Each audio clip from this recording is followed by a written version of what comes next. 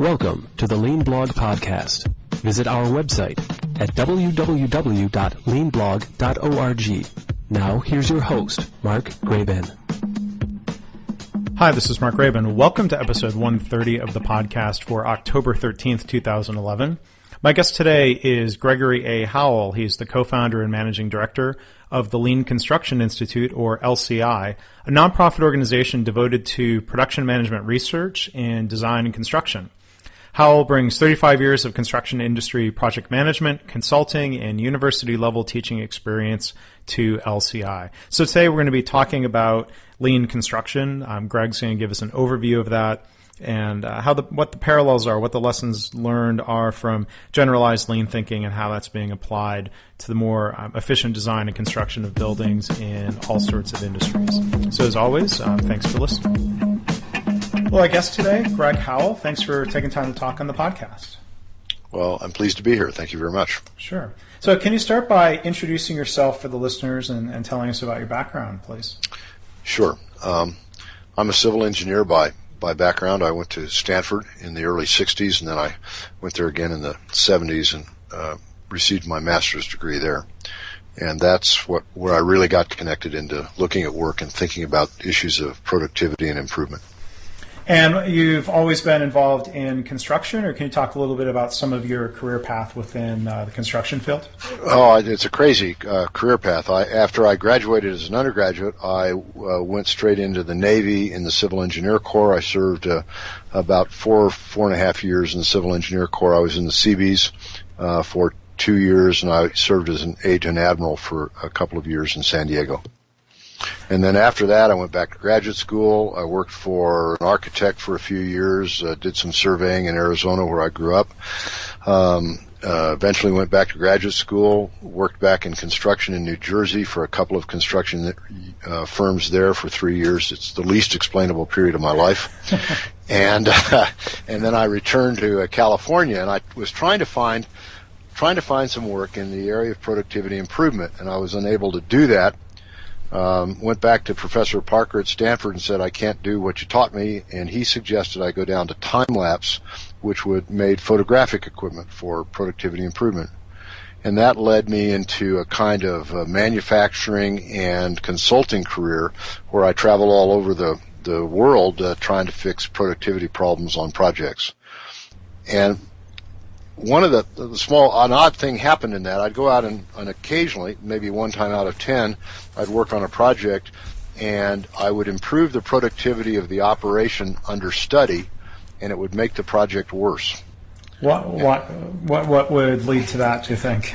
I had no idea, and it was confusing, disturbing, and career limiting. I knew that I couldn't figure it out, and I got an opportunity then about that same time. I couldn't see, it just was troubling. And I received an offer to go to the University of New Mexico as a visiting professor for a year, and I ended up spending 10 years on the faculty there, and finally left that, about 1995, I guess, and moved up here to Idaho, and that's about the time lean construction really began to take off. Yeah. I'll touch on why that anomaly a little later, probably in the interview, might be easier. Sure. So can you introduce the idea, for people who aren't familiar, and I wouldn't claim to know too much about it either, lean construction. What is lean construction? How did lean get pulled into or get brought into, building and construction? Kind of in a crazy way. Remember, I came out of the productivity improvement movement, and that was focused on improving the productivity of crews within each activity. That was built on the model of traditional project management. 1979, I meet Glenn Ballard on a project in Texas. He and I become friends. Glenn co-founded LCI with me. He's a brilliant guy, went to St. John's, can mobilize Aristotle, really a tremendous thinker. And Glenn and I stayed friends after that productivity improvement period. And eventually in the mid-'80s, he gets a job writing a manual for foreman planning. It's an old idea that if foremen made better assignments, the crews would be more productive. And so we talked about that. I had written some material for the Associated General Contractors of America and their supervisory training program that were along that lines. And so we couldn't think of anything new to say.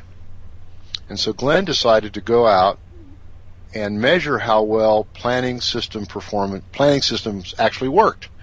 And we took as our measure the ability of the weekly work plan prepared by the foreman to predict the condition of the job 1 week in advance. And we'd ask the foreman what they're going to do next week, no kidding, or something like that. And then we would come back at the end of the week and see, did they get what they said they were going to do done or not done? And we broke that down by, I'll say, line items in the assignment. If there were 10 tasks on the assignment, we'd ask on each one, was it done or not done? And we didn't give partial credit for some other reasons. We could talk about that later. But the answer was 54% of the tasks that foremen said they were going to get done next week, they actually got done. And much of that was due to the fact that the materials and things necessary to do that work weren't at hand when the foreman made the assignment, and in most cases they knew it wasn't available. And so we said, if you want to make better assignments, quit making bad assignments, and just say no. And just say no was a radical act. Officer in the Seabees, can do is my motto. The idea that a foreman would say no was a shocking idea. But saying no reminded us of what we had come to understand about Engineer Ono's rule about stopping a line rather than releasing a defective part downstream. And once we made this connection, it opened the door to us of the larger lean book of knowledge. It opened and it explained to us. Everybody says projects are different than manufacturing. Yes, in one important way they're different is the way work moves. In manufacturing, it moves because of the way you design the line. In projects, it moves because of the administrative act of making an assignment. Now, it isn't precisely true in either case, but it's good enough for us to go to work. And so once we understood that, then we began to shift our focus from managing the productivity of each activity to how do we manage the flow of work. Three things came together all at once. Professor Koskela from Finland said our models of construction are activity-centered. We read Goldrat's book, The Goal. It brings up the combined effects of dependence and uncertainty on system performance. And we have this data on the unpredictable flow of work on projects. And so the first thing we created then was the last planner system, which was designed to produce predictable workflow on sites. It's not perfect, but we can see planning performance improve very dramatically on projects when that system is used. That opened the next door, and that we noticed then on projects that were using the last planner system that contractors, particularly mechanical contractors, began to make larger sub-assemblies and carry them out to site. And as the superintendent said, how can you do things just in time if you don't know what time it is? And but if you do know what time it is, there's no reason to bring out a bunch of little pieces. You can bring out a big piece that you made more efficiently in the shop and put it in place. Yeah. And that was so I'd say the second opportunity that was created here was a project. We began to understand projects as production systems. Was part of the evolution there changing the focus from, you're talking about, trying to manage the work of workers, and I think back maybe to Frederick Taylor, who would be looking at how people were doing very detailed little tasks and jobs, and instead of looking back at the entire flow of the whole project, is what I'm hearing. Yeah, and hidden in what you said, or almost, is in current practice what would happen, and certainly out of Taylorism and those kinds of things, you are always focused on maximizing the productivity at that person or that point or that crew. And we realized very quickly, the goal led us to that what we were trying to do is maximize performance of the project and not the piece.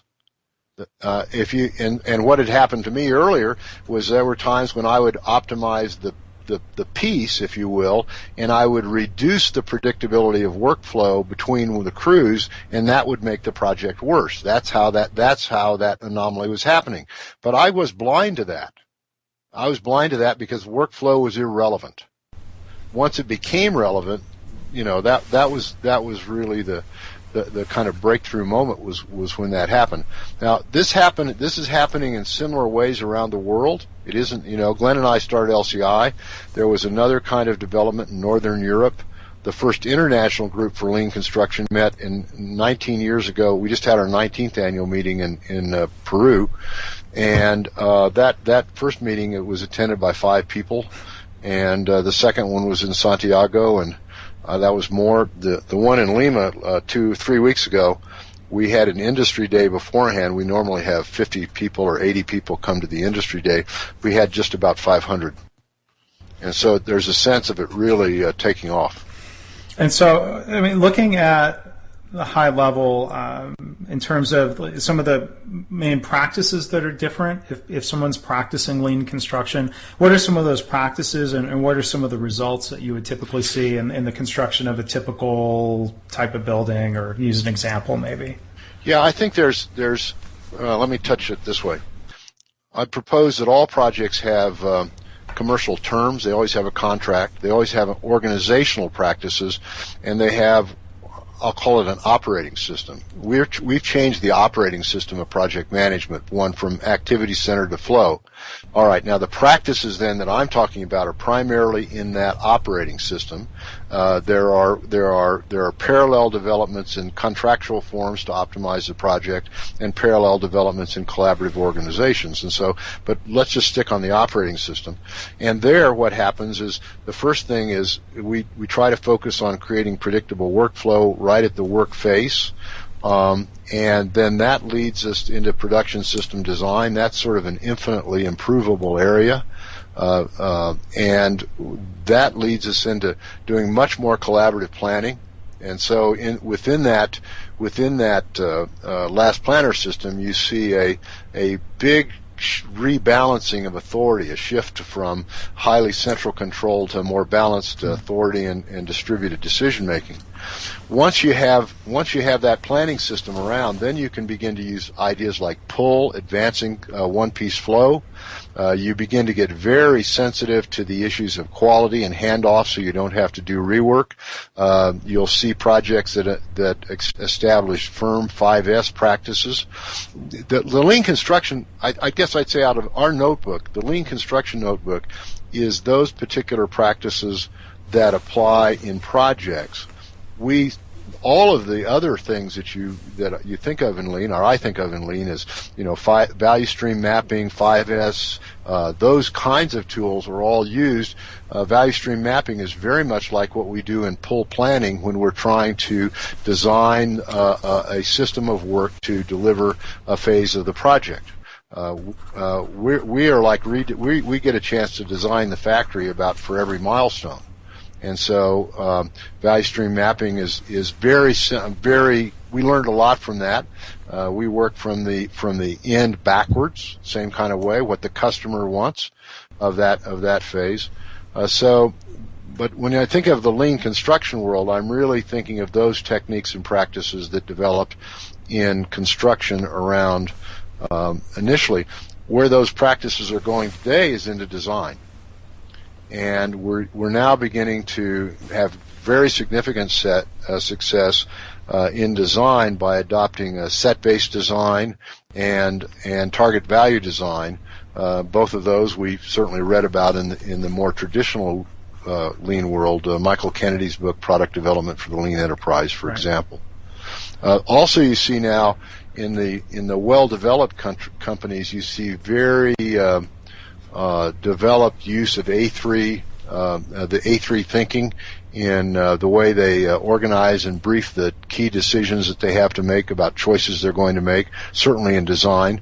And you also see that practice used as a regular improvement practice within the company. So going back just a little bit, a couple of minutes back, you were talking about value stream mapping applied to construction project. When you look at that, it sounds familiar, starting with the customer, defining value, working your way back. If you were drawing a map, do the major phases of the construction project get represented in that map in terms of we're building this and then we're doing that? Is it a linear flow like that? Or I'm just curious how that fits. Yeah, what happened, how we got there helps them maybe understand it. We learned how to make workflow predictable.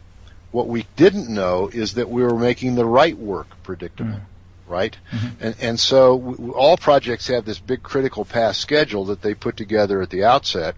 And so the question and the problem was that schedule was never in a good enough condition to be an accurate predictor of the work that should be done in the next 6 weeks or few weeks. And so we had to figure out a way to connect this planning system that worked and really hook it to the objectives of the project. And so we invented something which was a phase planning. So we'd pick a milestone of the project, like maybe slab on grade or foundations complete.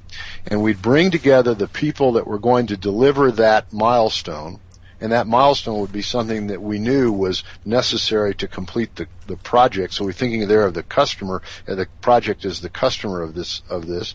And then we'd say, okay, well, what's the condition of the project going to be when we deliver that milestone? What is particularly, what would the next guy be willing to pay more for out of that so that we could get it done? And then we'd start at the end, and we understand a project is a network of commitments. That is, so if I'm the guy that's going to set the anchor bolts, or let's say the end of the phase is to begin to install the structural steel. If I'm the guy beginning to install the steel and you're the guy who's doing the foundations, I would say, well, Mark, are you're going to finish the foundations for me? What will be the conditions of the anchor bolts when you say you're done? What will be the precise condition of the project? Will the anchor bolts, will the nuts be in a bag by the foundation? What does it mean when you say you're done? I'm making a request to you to prepare the foundations. You're going to make me a promise. Let's talk about the conditions of satisfaction when you'll hand that off to me. Yeah, well, and that sounds like a familiar lean definition of value. What is the customer willing to pay for? Right. Well, and it's exactly what happens in all business transactions. Begins with a request or an offer, and we defined value. Value is defined in that conversational moment. And then one other thing I'm curious to hear more about when you talk about pull planning. Can you describe that process and how that's different than traditional construction? Well, traditional construction is typically more a decomposition model where you take the project and you break it in pieces. We have very sophisticated planners who do that individually. We have highly developed software that lets us figure out when different things are going to happen because of the duration estimates and all of each one of the activities. What we do in pull planning is we understand pull as a request. Okay, and so we bring together the supervision that are actually going to manage the work during that phase, and we explain the milestone. We keep that critical path schedule in the other room. We want these guys to think this through on their own from the first, and because that's the way you really get the creative juices going. And so people get there, they begin to plan, they work from the end backwards, they put their durations on it, they argue, they fuss at one another, they step back, they rethink, they discover opportunities. And so another way to think about this, you can say we're designing the value stream for that phase, but we're also designing the production system that's going to deliver that. We're thinking about what are the logistics, who's going to deliver what when, and so it's highly collaborative thing. Let me say one more thing about it. During these meetings, we often found that one contractor, an example might be the mechanical contractor would say to the structural contractor, if you would weld the clevises on the steel, it would save us a lot of time erecting our pipe. And the structural contractor would say, well, I could do that, but it would cost me $1. It's not in my contract, and I'm not going to do it. And the mechanical guy would say, well, it would save me $5. Are we crazy? Can't we figure this out? Right. And so this led us then to the integrated form of agreement contracts, because we discovered that a huge obstacle to improvement is the ability to move money across boundaries. If you can't move money across boundaries, then you can't, and you have a contractual structure that contracts for each piece separately, then you're stuck. And so the really big improvements come because of the ability to move money across boundaries. At that point, we thought we were really crazy, because now we'd given up on cost control, we'd given up on central authority. There's all kinds of stuff that we had set aside in the traditional way and had to come back to grips with those differently. Yeah. It's been a great ride. Well, so I mean, it really does sound like there's a lot of familiar themes there in terms of defining customer value, breaking down silos across departments and parts of the project, participative management and engaging people. And developing people, because most of the people in the industry have not had that kind of experience. They have strong opinions, they have deep capabilities, but it takes a while for a group of people to learn to work together in that collaborative way. So what are some of the benefits, if you use some examples? I would suppose a lean construction project, a building built through this methodology, would be on time, if not early to its schedule, under budget, have fewer change orders along the way, have however you would measure it, better quality, and be a safer workplace for the crew. Does that capture it? Let's start at the end and work backwards. We have strong data that shows that a typical project managed with lean protocols will have half or fewer than the number of accidents and injuries that we have on traditional projects. That's great. We kill about 4 Americans every day in a construction accident. We kill 1,200 a year, something like that. And so cutting that in half is a great thing. You do see better quality. We build it. We talk about built-in quality because we don't want to inspect it in. We want it to be caught when you say you're done and I say you're not. We'll fix that quality problem right here instead of me piling my work on top of it. As for cost and schedule, the application of these ideas, in a sense, creates new capacity in the organization, and sometimes you might want to invest that entirely in reducing costs and not be so worried about time. I don't know of a project that has been managed on a lean basis that has been in any way significantly past due, which is in contrast to something like 60% or 40% or some number like that of traditional practice. We have lots of projects where they're done on time and their costs are reduced between 15 and 30%. Probably 15% is a more conservative estimate. I saw a piece of research that hasn't been published yet with, I think, 14 jobs that were very carefully analyzed against their performance against market values and all that, and they're running just a little over 15% under budget. So I think that's a good number. Yeah. The better news, though, is whatever the budget is, they get done on time and they get done to design quality, and you don't have to go back and all that. So we don't know of any lawsuits on projects that have happened that way. Wow. Yeah, and those are great results, and I'm embarrassed I didn't start with safety as a first measure. No, it's all right.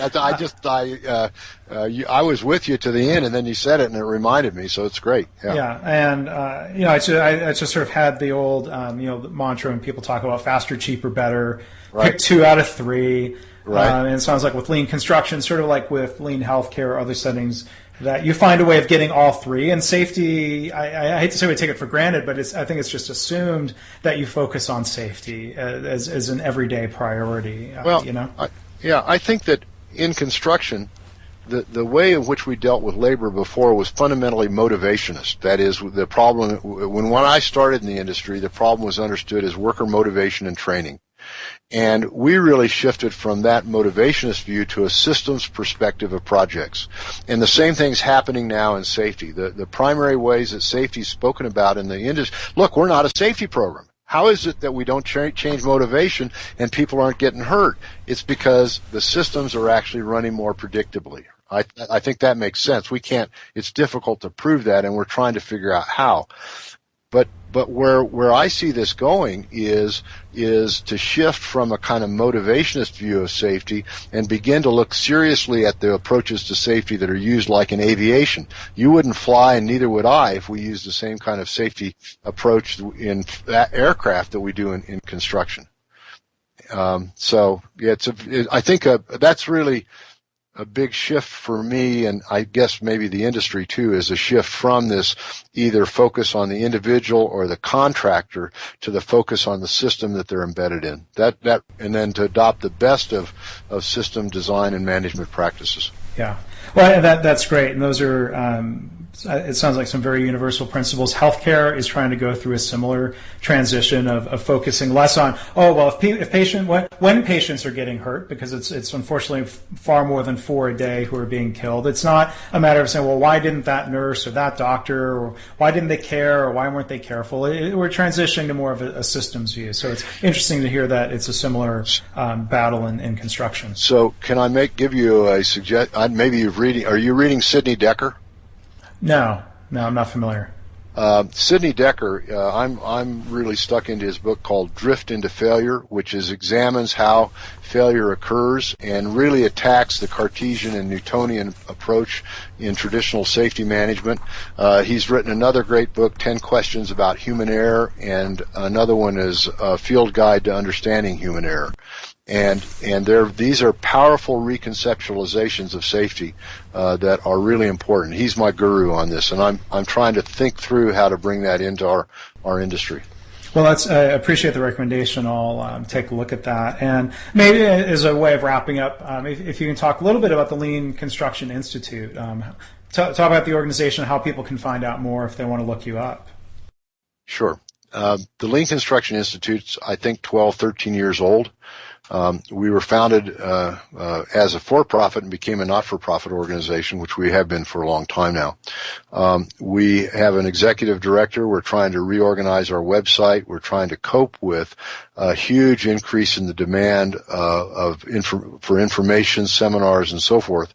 But I think the most important development has been in communities of practice, both in the United States and like local chapters around the world. We have them in a significant number of countries now. These local chapters or communities of practice are places where local leadership gets interested in this set of ideas. They get together a core group and they meet maybe most of them meet monthly, some bi-monthly. They have speakers. They talk about what they're learning working together in the field. It's typically made up of a group of people who believe they have more to learn than to lose by getting together and eating a piece of chicken and hearing what somebody else is doing and sharing experience. Lots of new alignments and collaborative agreements are being developed out of that. We bring in suppliers, guys that make windows, suppliers, designers. It's really meant to be these are good communities. Thanks for listening. This has been the Lean Blog Podcast. For Lean news and commentary updated daily, visit www.leanblog.org. If you have any questions or comments about this podcast, email Mark at leanpodcast@gmail.com.